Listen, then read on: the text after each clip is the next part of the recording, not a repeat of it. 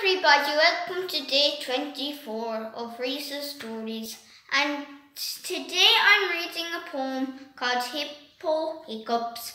Hic said to Hippo, I don't know what I've done. I've only played Hic in the mud and lays taking the sun.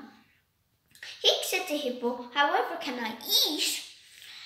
I'm hicking from my nose right down hic to my feet. Hic said to Hippo, I'll stand hic on my head.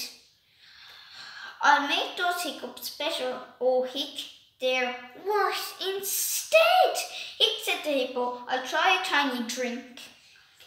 Perhaps some hic water will make my hiccups shrink. Shh, said the Hippo. Is it too soon to say? I think the worst is over. Hooray, hip, hic, hooray. The end. I hope you enjoyed that poem, and I hope to see you tomorrow. And tomorrow I'll be reading a few nursery rhymes for the younger audience. Bye.